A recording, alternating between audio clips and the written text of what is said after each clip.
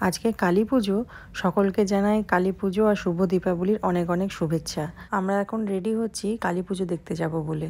আমরা তো থাকি দুবাইতে, আর কালী পুজোটা হচ্ছে শারজাতে। দুবাই আর শারজা কিন্তু দুটো আলাদা জায়গা। দুবাইতে এসে আজকে এই প্রথম আমার শাড়ি পরার সৌভাগ্য হলো। আসলে এই বিশেষ বিশেষ অকেশন ছাড়া তো কাউকে শাড়ি পরতে তেমন দেখি না এদেশে। শারজার এই কালী পুজোটা হচ্ছে শারজার সেন্ট্রাল মলে। দুবাই থেকে শারজা আসতে খুব একটা সময় লাগে না, তবে দুবাইতে এখন যে পরিমাণে ট্রাফিক হচ্ছে তাতে আমাদের 1 ঘন্টার উপরে সময় লেগেছে। আমরা বাড়ি থেকে বেরিয়েছিলাম ওই রাত্রি 9:45 নাগাদ, আর পুজোর সময় বলা হয়েছিল ওই 11:40 থেকে শুরু হবে। এই কালী পুজো এই বছর প্রথম শুরু হয়েছে। এখানে যে সমস্ত পুজোগুলো হয়, দুর্গা পুজো, কালী পুজো, জগদ্ধাত্রী পুজো, সেগুলো সবই এরকম কোনো একটা মলে বা হোটেলের বড় কোনো হলে হয়। আজকে তো প্রায় সারা রাত্রিই পুজো চলবে, কিন্তু আমাদের পক্ষে সারা রাত্রি ওভাবে থাকা সম্ভব না।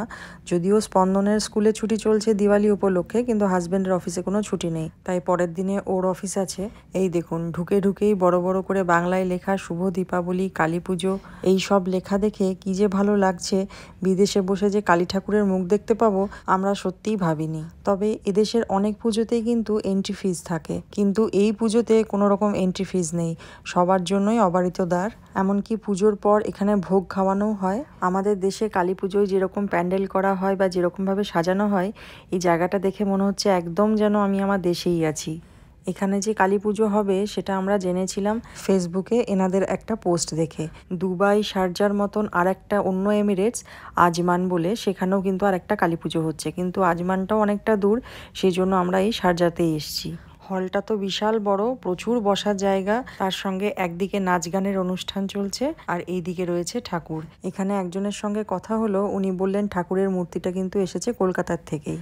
এদেশে দিওয়ালি তো খুব বড় করে ধুমধাম করে সেলিব্রেট করা হয়, কিন্তু সেই সঙ্গে কালী পুজোর এত সুন্দর আয়োজন, বিদেশের মাটিতে এরকম একটা উদ্যোগ সত্যি আমাদের প্রত্যেকটা বাঙালির কাছে খুবই গর্বের বিষয়। বিদেশের মতন জায়গায় এত বড় একটা হল ভাড়া করে বাইরের থেকে ঠাকুর নিয়ে এসে সমস্ত কিছু অ্যারেঞ্জমেন্ট করা, ডেকোরেশন থেকে শুরু করে ভোগ খাওয়ানো, সব কিছুই বেশ একটা বড়সড় খরচারও ব্যাপার আছে। তার উপর এই পুজোয় কোনো এন্ট্রি ফি নেই, এবার যার যেরকম ইচ্ছে ডোনেট করতে পারে, সেটা তার ব্যক্তিগত ব্যাপার।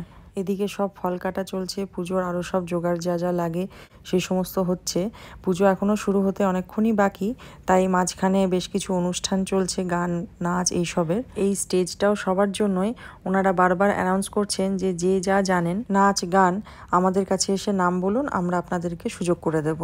এত বড় হলে এত এত মানুষ রয়েছেন, কিন্তু আমরা একজনকেও পার্সোনালি চিনি না, কিন্তু কিছু কিছু জায়গায় গিয়ে নিজের মতন করে খাপ খাইয়ে নিতে হয়, জায়গাটাকে আপন করে নিতে হয়। কাউকে চিনি না, কারোর সঙ্গে কথা বলার নেই, এই ভেবে যদি বাড়ির মধ্যে ঢুকে থাকি তাহলে জীবনেও কোথাও যেতেও পারবো না, আর কোথাও আনন্দও করতে পারবো না। তবে শুনলাম এখানে এসে যে এখানে নাকি দুর্গাপুজোও হবে।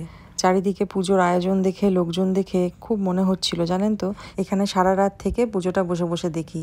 কিন্তু ওই যে পিছুটান, কালকে অফিসের তারা, আমাদের কারোরই বাড়ি ফিরতে ইচ্ছে করছে না। তাও কিছু করার নেই, এখানে আর কিছুক্ষণ একটু বসে অনুষ্ঠান দেখব, তারপর বাড়ি ফিরবো। এখান থেকে প্রায় 40-45 মিনিটের রাস্তা। এখানে আমাদেরকে একজন বলছিলেন যে ভোগ না খেয়ে যাবেন না, কিন্তু আমাদের হাতে তো সময় নেই, আর তার উপর আবার পুজোও হয়নি। রাত্রি 2:30টার পর পুষ্পাঞ্জলি, তারপর ভোগ বিতরণ, তো অতক্ষণ থাকা সম্ভব না। যাই হোক, যতটুকু সময়ই থাকতে পারলাম ভীষণ আনন্দ হলো, খুব ভালো লাগলো। এরকম সত্যি আশা করিনি যে বিদেশে বসে কালী পুজোর স্বাদ পাবো। আর আমরাও কিছু কিছু ক্ষেত্রে নিজেদের মতন করে আনন্দ খুঁজে নিই।